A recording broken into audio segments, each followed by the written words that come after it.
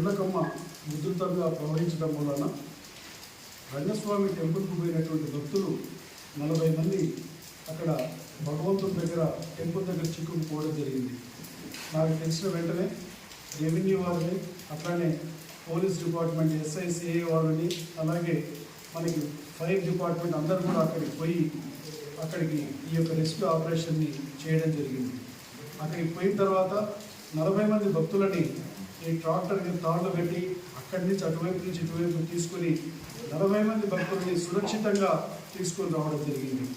ఈరోజు గత రాత్రి నుంచి కురుస్తున్నటువంటి వర్షాల మూలాన వాగులు వంకలు అన్నీ కూడా పెద్ద ఎత్తున రావడం జరుగుతుంది. జంపలేరు కూడా వస్తూ ఉంది, సగిలేరు కూడా ఇప్పుడు దిగబెట్టమని వచ్చిందని చెప్తా ఉన్నారు.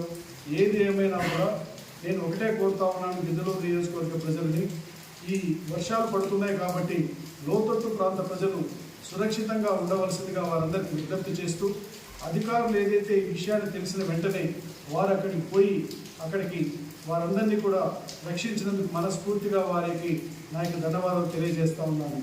నేను కూడా ఇటువంటి ఏ ఉన్నా కూడా నేను అధికారులతో మాట్లాడాను, రెవెన్యూ డిపార్ట్మెంట్ వాళ్ళతో మాట్లాడాను, పోలీసు వారికి కూడా చెప్పాను.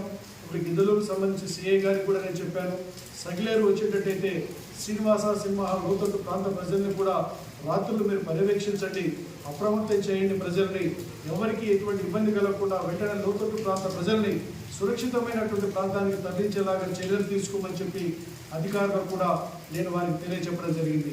ఏది ఏమైనా ఈ యొక్క తుఫాన్ గుండా గత రాత్రి నుంచి కురుస్తున్నటువంటి వర్షాల గుండా మన నియోజకవర్గంలో కూడా పెద్ద ఎత్తున నీటి యొక్క వాగులు వంకలు వస్తున్న ద్వారా ప్రజలందరూ కూడా చాలా జాగ్రత్తలు తీసుకుని సురక్షితంగా ఉండవలసిందిగా కోరుతూ, మరి ఒక్కసారి భక్తులకి ఈ 40 మందిని మనకి సురక్షితంగా బయటికి తీసుకొచ్చిన అధికారులు అందరినీ